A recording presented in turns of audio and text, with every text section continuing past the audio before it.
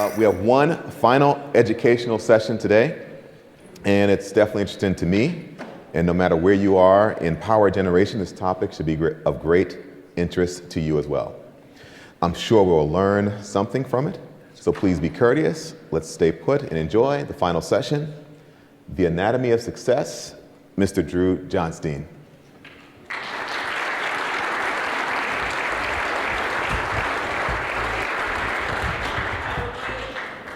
How you doing? You getting ready to go home? You got saturation on the brain? You've been inflowing information like you had a sponge that would never be full? No, okay. That's what I was afraid of. Well, what could I possibly tell you now? Well, it's hard to say. Let me see if I got this clicker going. You need a magician at the end because I get that everybody's into magic here. This is a magical kind of show here, so just so you know, I am a magician. I'm actually going to say something today worth your attention. That's a magical moment. Now, the brains of the operation is this girl. It's my wife. She started a business 2 years ago. She says, you know, I think I'll invest some money in this business. I go, okay. So last year, December 2016, she grossed $600,000. How are we doing? So I married the right girl. I married her for the money. So the anatomy of success is marry a smart woman. Okay? For those of you that do not want to get a divorce, there'll be more training later in the seminar to help you. So, yeah, there we are. The two of us, 45 years with the same girl. Huh? That's a miracle. That's magic, isn't it? So she's only wanted to divorce me 3 of those, but we worked it out. Everything's fine. It's going to be good. Now, we have a daughter. She's a rock star, was in the movies, did a commercial for Clearasil. She had 5 national ads running. She pretty much funded her entire education. Another brilliant strategy on my part. So this today's talk is for those of you that represent your company. You're going to be going home and you're going to want something to take back with you, something that you can use to improve your company's production and morale and effectiveness in the industry and increase your market share and make some money. Would you like that? Would you like to make some more money? I knew a guy once, he's the truth is money does not make you happy. A guy with $12 million isn't any happier than a guy with 11 million, okay? Seriously, I've checked it out. But the anatomy of success envisions that you have a goal. And a goal means that there's something to change. In other words, we're here and we're trying to get to a better place. And so the common denominator of all that is improvement. So what you want to do here is go back and infect your staff, your employees, your team with the inspiration to improve. Now, earlier today we had the attitude adjuster, Steve Rizzo, right? Did that adjust your attitude a little bit? That was pretty good, wasn't it? I'm the director of inspiration. So need to put that on your notes there. And so imagination has power, don't you think? It's without it, you won't ever set a goal. You won't imagine a better condition. You won't improve and your success won't materialize. Success and imagination are 2 sides of the same coin. So whoever came up with this power your imagination, wow, and you're in the electrical energy business, you generate power here, right? There's no, I think next year's theme should be power your imagination. we could just do this from now on. So you've had 2 days of meetings, you've absorbed a lot of data, you probably, what else could you possibly learn at this point? Well, data is very interesting, and you could absorb a lot of data, but do you have certainty on it?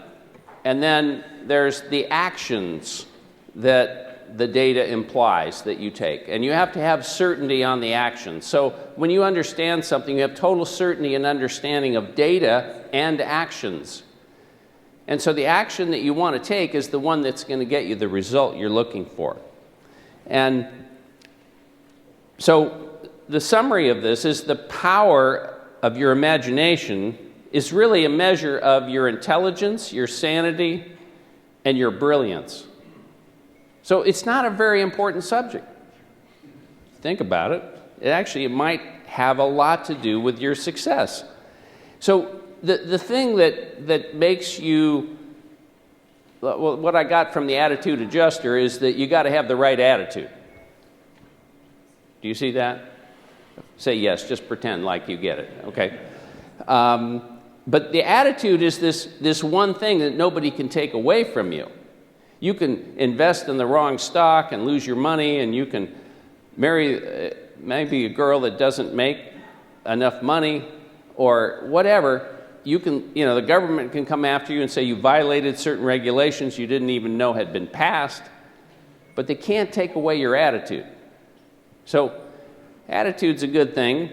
The bad thing is they're contagious. Is yours worth catching? So we're going to try to shift your attitude, and I'm going to try to communicate to you about how to be more successful. Now, George Bernard Shaw said the trouble with communication is the assumption that it occurred. I'm going to tell you something, but did you hear it, And then did you have certainty on that data, and did you take it home, and could you implement it in the way of action? That could be a deal breaker.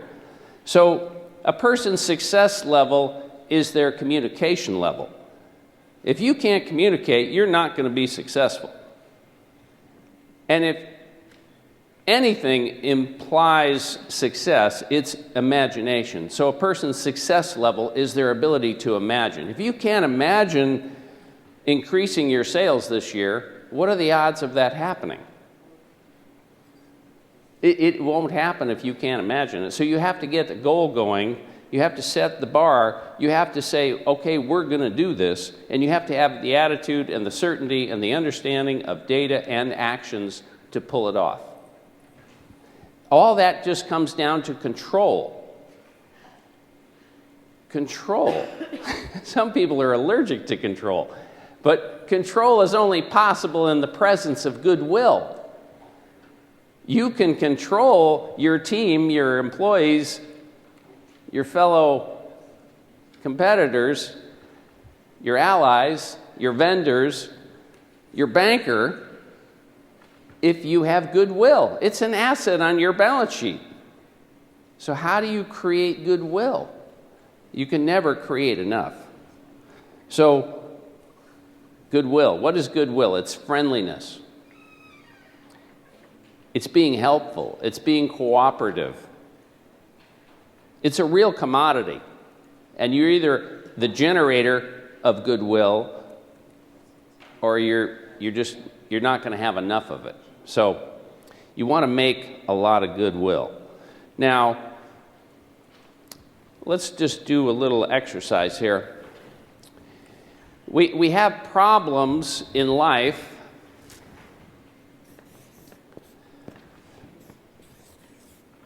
So let's say we're here and we're trying to get to here and we're in the, let's just pretend we're in the electrical generation business, just for an example. So when you're getting from A was where you are and B is your goal, what sort of problems do you run into typically in this industry? Because I'm not in this industry and I'm just going to make a guess. Possibly you need a pipeline for recruiting technicians away from other industries to our industry, right? No? Okay. And are baby boomers retiring in droves to the point where your industry will need more engineers, more salespeople, more service people, and a host of other talent as the largest segment of the population retires? Is that a problem? Seriously? Are there any foreign entities competing in our markets and reducing market share? Uh-oh. So what we're running into are some barriers, right? So what are the barriers? Can you just think silently? I'm telepathic. It's another magical feature that I bring to the table today. So you have too much. This is a barrier, right? You have too much of something. Can you think of something you have too much of? And then there's things you have too little of. Right? My dad graduated from Stanford and Harvard, and he got into farming. I love this. And he always used to say, well, we're undercapitalized. Does anybody have a lack of capital that's keeping them from being successful? You know, that gets in the way, right? Too little, too much, undercapitalized. There's factors in the economy that seem to be out of your control. Okay? Any other problems that you have, I want you to think about what they are. Okay? And the problem that you need to solve is maybe more sales, more customers, better margins, more cash flow, more reserves. What? Am I hitting anything of any interest to anybody? Are these some of the issues? Have I left something out? Apparently not. Okay. Well, use your imagination and just think of what the problem is you came to this convention to solve. Have you got it? Work with me here. Have you got it? You got something? Okay. So you've got a list. We're running out of paper here, right? I can't write as fast as the clock dictates that I go. So we're just going to say the list is complete, right? You got every problem on the list that you could possibly hope to cover in this talk. If I showed you the solution to that problem, would you be interested? That would be interesting. Oh, okay, now we have your attention. Okay, so this is magic, I'm telling you. You wait. I've got the answer to, you know, when I'm looking at the list and I'm looking at the common denominator of everything on this list and what's going to fix it,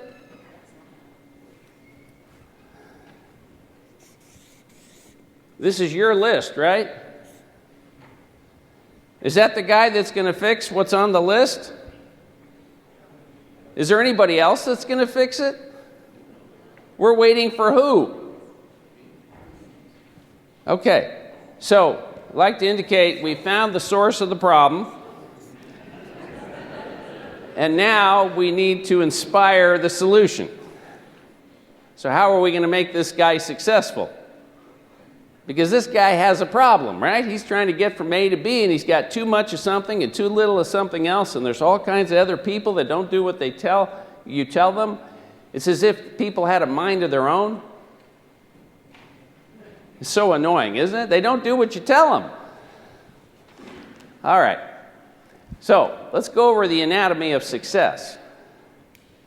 This is going to go by really quickly, so I need you to pay attention. Okay. So, here you are, you have a viewpoint, and you're here at A, and you're trying to get to your goal, and your goal is the B point. Now, the anatomy of success is just do everything it takes to get to B. Okay, anybody need that slowed down? I'll go over it again. You got it. Pretty simple, right? There are a couple of problems here, though. Because sometimes, have you noticed you didn't get to B? You know what happens when you don't get to B? You end up at C. You know what C stands for is consolation prize. It's like Monty Hall, Let's Make a Deal. I don't know if you're old enough to remember the television show, door number 1, door number 2, and door number 3. And door number 1 is a trip to Hawaii, and door number 2 is a new refrigerator, and door number 3 is a year's supply of Spam. Tough. Anyway, C is the consolation prize, and the consolation prize you get in life when you don't get what you want is you get a reason.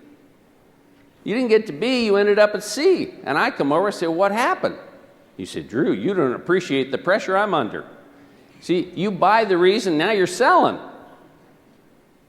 And you have a new viewpoint. You say, well, let's go to B. You say, well, you can't really get there from here. Wow, bummer. So now he says, I want to go to D. And on the way to D, runs into another barrier, ends up at E. And then guess what? He gets a new reason, he buys it, he sells it, and he has a new viewpoint, slightly weaker than the one he had before. And then his original viewpoint, well, you know, that was when I was young. I'm older now, I'm 37. So now, he's going back and forth, and he says, I'm no longer going to D, I want to go to F, and he ends up at G. Guess what happens at G? You got it. He gets a new reason. He buys it, he sells it. Okay, so I'm running out of paper and letters, okay? So you know what happens when you run out of letters? The guy starts in on numbers. It's a really big number of reasons now, and it's a total network of reasons why he can't have what he wants, which was originally to get to B. Have I described anything that you've seen in others? The people that needed this didn't come. They ended up at C. They got a lot of reasons they couldn't get the job done. And it's kind of an amazing process that people are in that loop no matter their industry. Because the thing about every industry, and I've worked in a lot of different industries without working in them. I've worked with them because they had people in them. Who knew? Lawyers, farmers, drain cleaning, plumbers, generators. You know, it's all these industries, government, everyone has people in it. And that's really the problem. Or the solution. It kind of depends on how you're going to look at it. Now, the first thing I can tell you about this is that this is what humans do. There's a guy in Ireland, and he goes into the pub, and he says, hey, barkeep, give me 3 pints of Guinness. And the barkeep says, oh, you got a couple of laddies joining you, huh? He says, no, I'll be drinking alone today.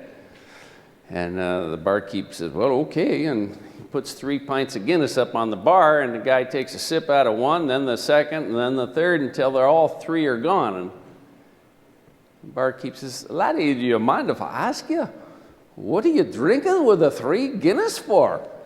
He says, well, bartender, you know, I have a tradition with my friends, and we drink a Guinness every Friday night. And they have left for America, and so I'm just carrying on in their absence. And the barkeep says, oh, laddie, that's so sweet, you know, okay. And so he comes back every Friday night, and he has another 3 pints of Guinness. And everybody's kind of used to this now. And one night he comes in, he says, bartender, give me 2 Guinness.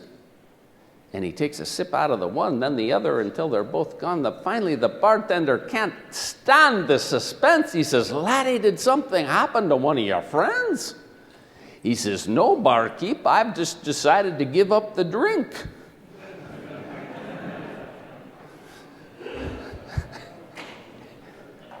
Do you know anybody that does this? They got a reason. They got an excuse. They can justify just about anything. These human beings are amazing. But the problem with success is that you're not going to be successful unless you know what it is you want to accomplish. And if you don't set that out and identify it clearly, you're not going to be happy, you're not going to be awake, you're not going to be alert, you're not going to know where you're going. You're going to end up like Alice in Wonderland. You know her story? She's walking around, and Alice asks the Cheshire Cat, which way should I go from here? And the cat says, well, that depends a good deal on where you want to get to. Alice responds, I don't much care where, so long as I get somewhere. The cat responds, well, then it doesn't matter which way you go, as you surely get somewhere. So Alice did not know her B point. She didn't know where she was going. So you have to set the goal. You have to set the goal for the year, the month, the day. What are we going to accomplish today? And so are goals important? How important are they? You know, and do you give them enough importance? And what's the plan? And how do you do this? Well, the thing about this goal that you have is, who here is in the cab business? Taxi driver. Okay, well, let's pretend I'm in your cab. I jump in, I say, let's go. What do you say? I thought you weren't in the cab business. How did you know to ask? I say, you know what? I don't want to talk. I want you to get going. Hurry up. I'm going to hurry. I got to get somewhere. We don't leave the curb until what happens? You got to know where you're going in the cab business. Well, this business you're in is much tougher than the cab business, isn't it? So you got to identify where you're going, and then if you know where you're going to the airport, then you know you got to get on this street. In order to get on that street, you got to get on this street. In order to get on that street, you got to get on this. You get the idea, and you march it back, and now you figured out your game plan. And this is a little mini me, or a mini B, little teeny B, bigger B, bigger B, bigger B, big B. So that's how you organize. If you don't organize back from the goal, you're never going to get there. You're going to be like Alice, well, I don't really care where I'm going, just as long as I get somewhere, that'll be fun, huh? Yeah, that'll be great. All right. Now, you can apply this to so many things in your life, it's kind of scary. It's almost unlimited in nature. But what happens when you haven't identified your B point, you lose sight of it, and you end up at C, and now you're going the wrong direction. And if the more you add reasons to why you're still not doing what you originally set out for, the more difficulty you accrue. And if you talk to anybody about getting something done, they say, well, you know, boss, I'd like to do that, but, and then they sell you a reason. I don't know that you're going to buy that as easily after today's talk as you might have otherwise, because this is a factor that you run into when you're dealing with human beings. Human beings have reasons. They have considerations. They have opinions. Have you ever met a human being that didn't have a consideration? You know, I don't think we can do that. Really. Well, maybe you're not the guy for the job. You know, a friend of mine's a painting contractor, and he hires people to paint, and he figured out how many gallons of paint had to be painted on the wall and how many minutes in order to make a profit on that job, and the guy's painting at the pace that they're going to lose money. So he goes up to him and he says, hey, Anaro, you look so tired today. Maybe you should go home and take a nap. He says, no, boss, I'm fine. He says, no, you really look tired. I think you should go home and think about how tired you are. And then come back tomorrow and see if you're not feeling more refreshed. Wow, that guy, he's painting faster. He no longer has a reason not to paint. But I want to tell you a little story here. Tell you a little story. This is a story about 4 people named everybody, somebody, anybody, and nobody. So you got to imagine this could happen in business. There was an important job to be done, and everybody was sure that somebody would do it. Anybody could have done it, but nobody did it. Somebody got angry about that because it was everybody's job. Everybody thought anybody could do it, but nobody realized that everybody wouldn't do it. It ended up that everybody blamed somebody when nobody did what anybody could have. Wow. Well, anybody could have done it. But if you don't do it, if you don't make sure it happens, it isn't going to happen. So guess what's happening?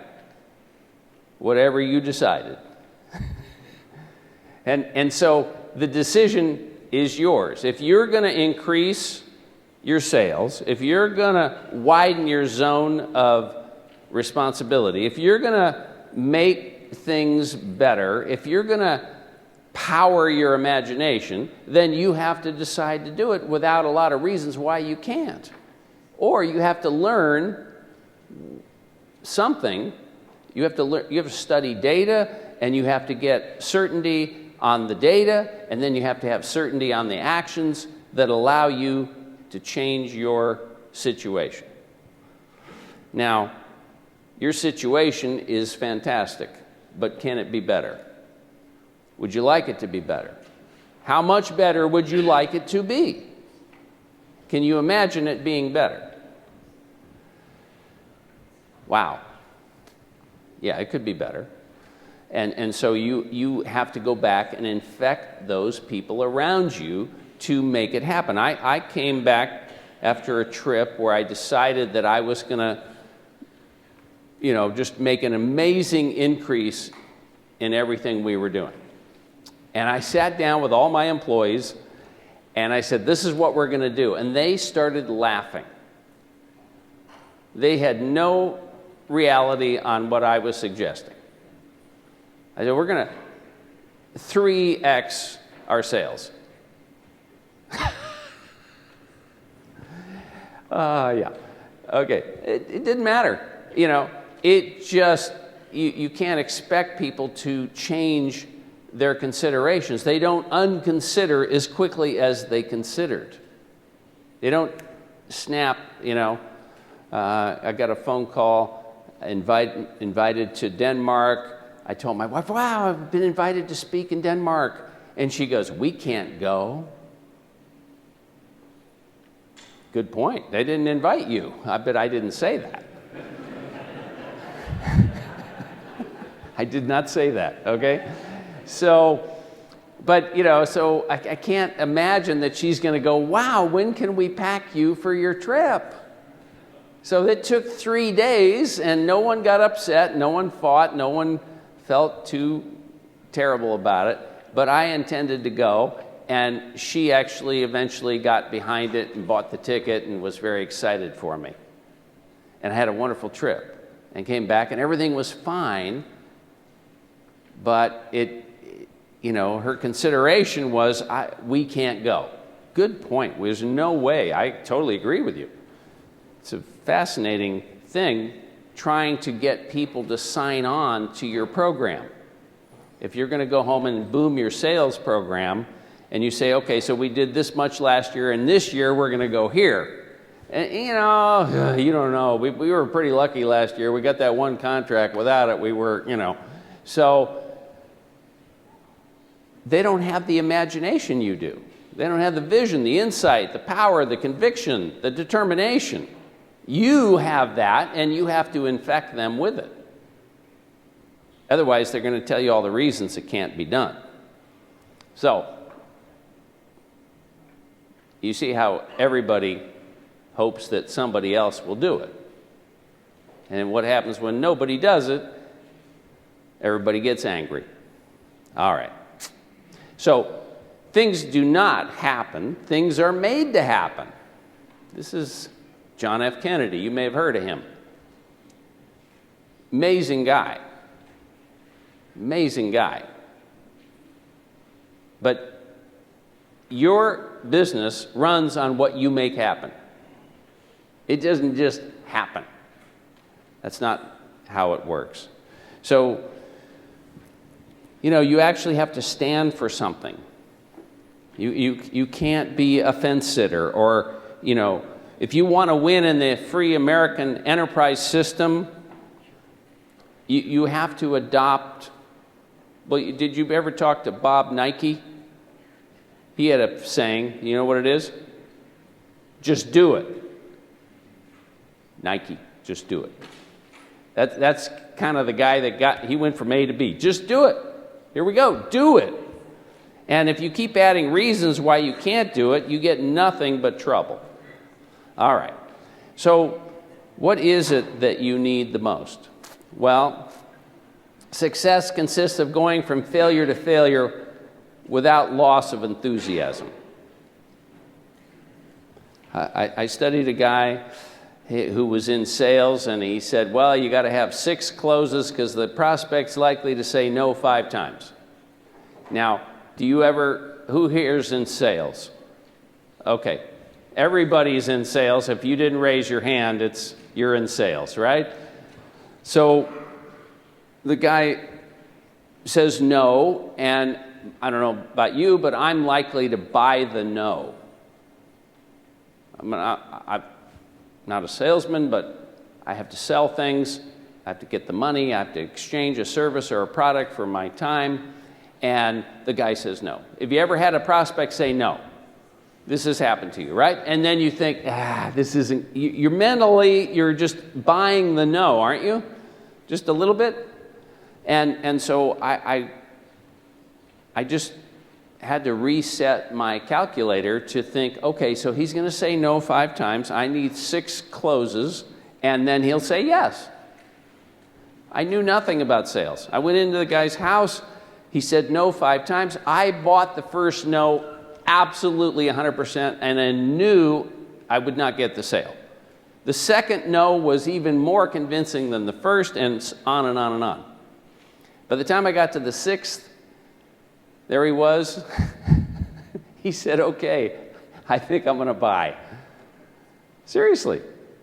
Really. So as the guy says no, when you get home and you say, hey, we're going to double the sales, we're going to increase our profits, we're going to widen the margins, we're going to make things happen, and they go, I don't think so. You go, yes, I'm closer than I've ever been. I've only got 4 more to go. The guy's going to say no 4 more times. And you go, wow. And each time you're closer to that sale. Because the average human being suffers from a time lag. They don't instantaneously accept new ideas. They want to kick the tires for a while, make sure. They're kind of result-driven people. They like to see it happen before they buy into it. So if you have a business, you're in business, the business runs on fuel. It runs on energy. And the fuel and the energy of your business is the willingness of your people to do the work that it takes to get from A to B. And there's no other commodity that's, you could have perfect administration and paperwork and invoices and accounts and files and everything. All the pencils are sharp. But if nobody's willing to do the work, you end up with an economy that's, I don't know, I guess when the government owns everything, nobody's responsible for what happens to the equipment, right? And suddenly we have cost overruns and we have failures and nobody put in the oil, and it's not anybody's responsibility, you see. And so the willingness factor is really what happened. The air came out of the tire, and what's in the tire is willingness. So that's the factor that you have to keep pumped up if you're going to be successful. All right. You have to have an attitude that you're going to be successful. You know the story of the big red rooster? Charlie, you know this, right? You're kind of, oh, I'm sorry. Anyway, there's a big red rooster, and he rolls this ostrich egg into the hen house, and he says, girls, come on over here. I want to show you something. And they're all going, wow, what's going on? What's that? Wow. He says, girls, I don't mean to complain, but I'd like to show you what's being done elsewhere. Okay, now get busy. And all the hens are just like, wow, dude, how is that possible? Ostrich egg, okay. Whew, kind of hurts, doesn't it? Anyway, Guy had an attitude. You see? He kind of knew what was completely potentially available, and he set the bar pretty high, and he didn't let the intimidation of all the other hens kind of discourage him from his program. Well, this attitude thing, it's a big deal. So what are you going to say? Well, it's no use in saying we're doing our best. You have got to succeed in doing what is necessary. Okay, who's doing their best? I never, ever met a person that wasn't doing their best. But were they doing what was necessary to be viable, to be past the point where, they weren't just getting by? We're getting by, but are we just absolutely kicking it out of the park? Let's kick it out of the park. Attitude is everything. So, just so you know, there was in the industry, there was an 83-year-old guy. 83 years old. Man, I mean, once you're 83, who knows? No, but listen to this. He goes to the doctor. He says, "Doc," he says, "I can't thank you enough. You've turned my whole life around." And the doc says, "What do you mean?" He says, "No, really, you have." He says, "I did just what you said. I went out and got a hot mama, and I'm being cheerful." And the doc says, No, I said you had a heart murmur. Be careful." Wow. So, Winston Churchill said that attitude's a little thing that makes a big difference. So this really is the truth about it. And so your attitude is your confidence. And if you don't have any confidence, you don't have an attitude worth having. Your attitude is your presence. You have a presence. Hello? Hi. Oh, hey, wow, you look sharp today. Have a clean shirt on. Wow, I haven't seen you with a clean shirt in a while. Nice. Your attitude is your leadership. People follow people who have the right attitude. They don't follow a guy with a bad attitude. They don't follow are you pessimistic? Awesome. I want to do what you do. You're negative? Okay, yeah, things are screwed. Attitude is the result of knowing your job. If you know your job, people respect it. And nobody's following a guy that doesn't know it better than the rest of the team. So if you want to succeed in business and you want to get from A to B and you want to have a successful life, you got to know what you're doing. There's just no way to get away from that. Now, there is a little story I would like to tell you. And you're going to forget almost everything I've said maybe up till now, but you will not forget this. I promise you that. And this you can take home, and you can infect everybody around you, because you've heard this over and over at these sort of conferences. But I'm just going to give it to you one more time. You ready? So we've got two wolves here. I don't know if you know the story of the two wolves, but one evening, an old Cherokee told his grandson about a battle that goes on inside people. He said, "My son, the battle is between two wolves inside us all. One is evil. It's angry, envy, jealousy, sorrow, regret, greed, arrogance, self-pity, guilt, resentment, inferiority, lies, false pride, superiority, and ego." Ooh, sounds bad. The other is good. It's joy, peace, love, hope, serenity, humility, kindness, benevolence, empathy, generosity, truth, compassion, and faith. Wow. Well, the grandson thought about it for a moment, and he asked his grandfather, "Which wolf wins?" The old Cherokee simply replied, "The one you feed." Aha, the one you feed. Wow. So which wolf are you going to feed? You want to starve the bad wolf and feed the good wolf, don't you? Say yes, just pretend we're talking. Okay. So, I told you I was a magician.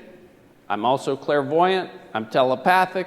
I'm getting a feeling about you. I don't know most of you. I've been around to your booth. I've tried to meet as many of you as I can, but I'm shy. I'm a little, I need encouragement. You know, I haven't had one standing ovation yet, and it's been amazing so far, but okay. I'm getting a feeling, I'm going to guess, tell me if I got this wrong, that you're a good person. I got that right. Okay. Did I get that right? Wow. Almost every audience. Okay, so that's you. Now pretend I'm a good person. You have to use your imagination here. And I believe it or not, have a lot of shortcomings. We can skip the slide and go back to this if you can, but if you can't, no problem. All right. So you know what that is? It's the bad wolf. Do you have any shortcomings? Who said no? That's a shortcoming right there. Didn't even know they had it. All right. All right, so these guys get along pretty good. These guys, game over.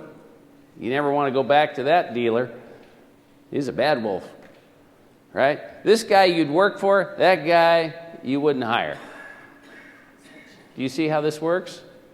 So in life, you've got these two options, and you're either going to feed the good wolf and starve the bad one, or you're feeding the bad wolf and the good wolf disappears. And it's all about attitude, isn't it? So, hey, you work with the good wolf, and it grows and gets stronger, and you reward the bad wolf, and it has babies, and then they all want to eat you alive. I'll give you an example. My wife was talking to me the other day. I'd like to say she was yelling at me, and everything she said was wrong, not the truth. I didn't do what I was being accused of. And it was just the bad wolf coming at me, right? So what did I do? I said, Dee Dee, I got to hand it to you. You're amazing. What do you mean I'm amazing? I don't feel amazing right now. I said, no, you are amazing. Well, why am I amazing? I said, because no matter what I do to piss you off, you're still willing to talk to me. Calmed her down.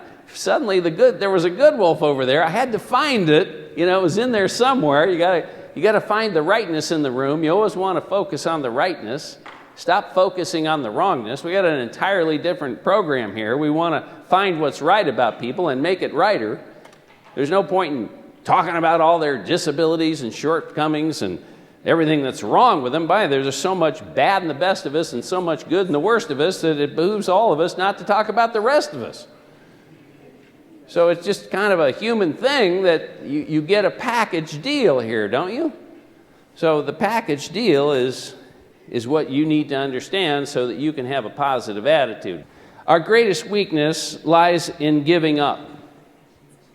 The most certain way to succeed is always to try just one more time. Thomas Edison. Wow. So let's do a quick summary.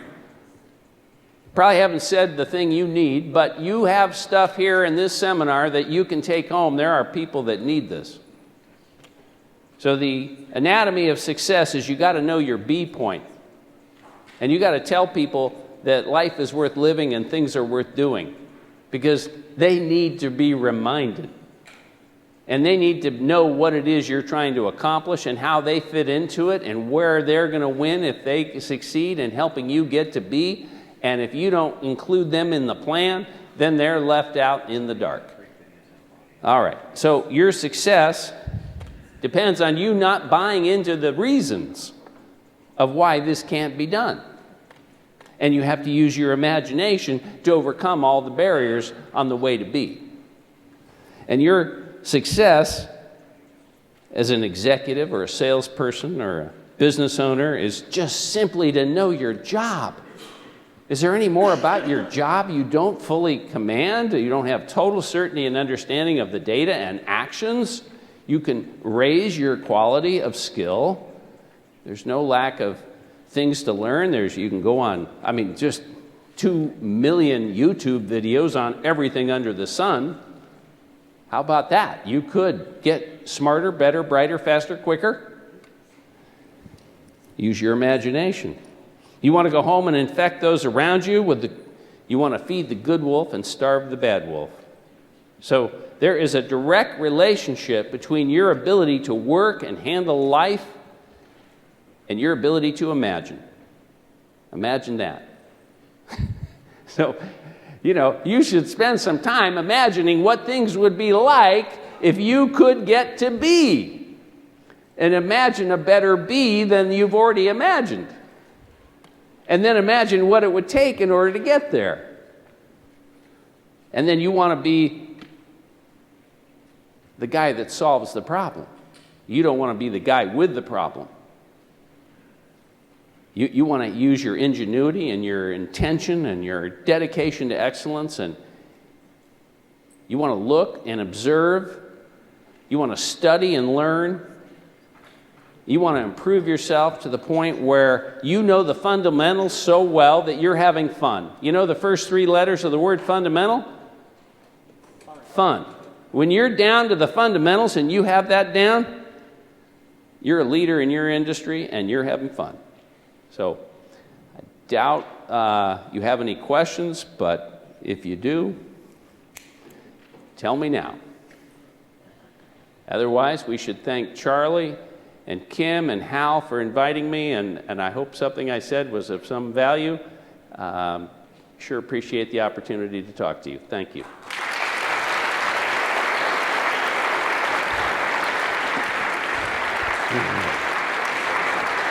Thank you. That was really good.